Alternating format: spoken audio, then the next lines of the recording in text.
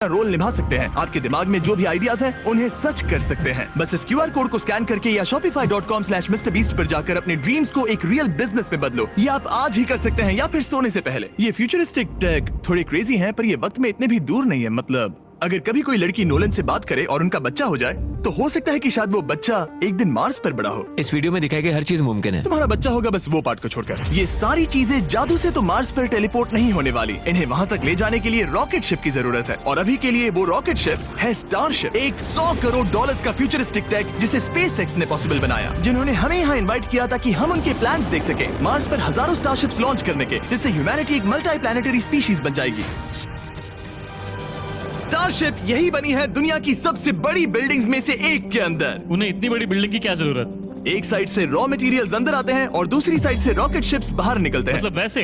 हाँ, मतलब यहाँ हर तरफ रॉकेट शिप के पार्ट्स पड़े हैं। और अब स्टारशिप के वाइस प्रेसिडेंट हमें दिखाने वाले हैं कि यहाँ डेवलप हो रही टेक्नोलॉजी ह्यूमैनिटी के फ्यूचर को कैसे डिफाइन करेगी। ये स्टारशिप के अंदर का हिस्सा है। कुछ ही सालों में हम लोगों को चांद पर भेजेंगे और उसके थोड़े टाइम बाद मार्स हम पर। मार्स के टिकट्स खरीद सकते हैं? हाँ, बाद में बात करते हैं। चलेगा। और आप एक टाइम पर हजारों स्टारशिप्स भेजना चाहते हैं? हजारों स्टारशिप। और हर स्टारशिप में 100 लोग आ सकते हैं? हाँ। Oh my gosh bro, future तो क्रेजी है। मैं बहुत एक्साइटेड हूँ। जब मुझे ह्यूमैनिटी की अब तक की सबसे कूल चीज दिखाई जा रही थी, तब मैं कुछ मुश्किल सवाल पूछना चाह रहा था। क्या स्टारशिप ने कभी स्पेस में कोई अनआइडेंटिफाइड ऑब्जेक्ट एनकाउंटर किया है? अब तक तो नहीं, इतना ही हम बता सकते हैं। अगर मैं यही ऑफ कैमरा पूछूं तो क्या जवाब अलग होगा? नहीं। एनीवेज, आगे बढ़ते हैं। ये क्रेजी है कि यहाँ सब कितने नॉर्मल है। मतलब यहाँ सब मेहनत कर रहे हैं, पर शायद इन्हें इस तरह रोज रॉकेट्स पर काम करना नॉर्मल लगता है। ये क्रेजी है। जानते हो ना, तुम लोग रॉकेट शिप पर काम कर रहे हो। क्या ये क्रेजी नहीं है? अगर उन्हें पता नहीं होता तो मैं घबरा जाता। और ये दोनों जो रॉकेट्स बना रहे हैं वो फुली रीयूजेबल स्टारशिप्स हैं, और जब ये अर्थ के एटमॉस्फेयर में वापस एंटर करते हैं तो लावा से भी ज्यादा गर्म टेम्परेचर्स झेलते हैं। इसीलिए स्पेसएक्स टीम ने एक custom heat shield system engineer हम किया है। हीट शील्ड टाइल्स की बात कर रहे थे और ये रही उसकी एक टाइल जिसे तुम पकड़ सकते हो। हाँ। क्या लगता है? तो ये है वो हीट शील्ड टाइल। ये असली Wow, हीट शील्ड टाइल ये है। तो बहुत हल्की है। इसे पकड़ के देखो। क्योंकि इनमें ऐसे टोटल 18,000 लगे हैं। ये कितनी गर्म हो सकती है? इतना गर्म कि इसे ब्लो टॉर्च से भी कोई फर्क नहीं पड़ेगा। अगर मैं अपना हाथ यहाँ रखूं, ये टाइल यहाँ हो और आप इस पर ब्लो टॉर्च चलाओ, तुम्हें कुछ नहीं होगा। सच में आपको इतना भरोसा है? हाँ, मुझे इतना भरोसा चलो है। टेस्ट करते हैं। कोई ब्लो टॉर्च दो। मेरे कॉन्ट्रैक्ट में ये तो नहीं था। उसकी जरूरत ही नहीं। ओ, ब्लो टॉर्च भी स्टारशिप जैसा ही है। ये कंपनी कितनी कमिटेड है, मुझे अच्छा लगा, ताकि आप जान सको कि ये असली है। ये देखो। काल, तुम्हें चाहिए? हाँ, क्यों नहीं। मैं इसे पकड़ता हूँ। रुको रुको, ओ, मेरे हाथ को मत जला। हाँ बिल्कुल। वाओ, देखो ये ऑरेंज होने लगा है। ये 2000 डिग्री से भी ज्यादा है और मुझे कुछ महसूस नहीं हो रहा। साइंस तो कूल है। अगर अब मैं इसे टच करूं तो क्या होगा? ये तुम्हें शायद जलाएगा नहीं, पर मत छूना। ये सोच रहे होंगे कितना बेवकूफ है। स्पेसएक्स एक ही टाइम पर सैकड़ों स्टारशिप्स बना रहा है। आप लोग रॉकेट्स ऐसे बना रहे हो जैसे ये कोई कार हो। एग्जैक्टली, ये बेसिकली एक कार असेंबली लाइन है जो रॉकेट्स बनाती है। इसके बाद मुझे वो करने की परमिशन मिली जो नॉर्मली सिविलियंस के लिए ऑफ लिमिट्स होता है। ये एक फ्लैप है, यहाँ सारी टाइल्स इंस्टॉल की जा रही क्या हैं। मैं एक लगा सकता हूँ? पूछने दो, हम नहीं चाहते कि रॉकेट फट जाए। हाँ बिल्कुल। मतलब हमने कभी किसी अनट्रेन्ड इंसान से फ्लाइट हार्डवेयर इंस्टॉल नहीं करवाया।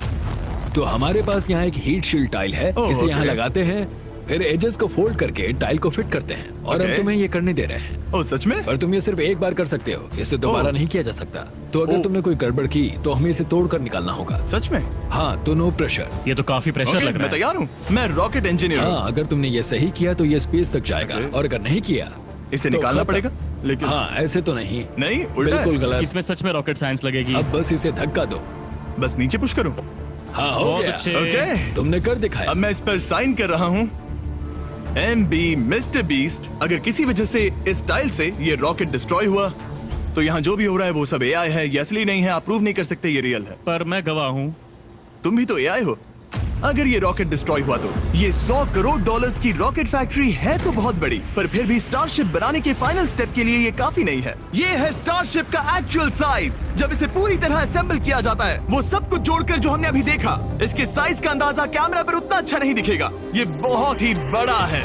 ऐसा भी हो सकता है कि एक दिन आप इसमें बैठकर किसी दूसरे प्लेनेट पर जा रहे हो। क्रेजी।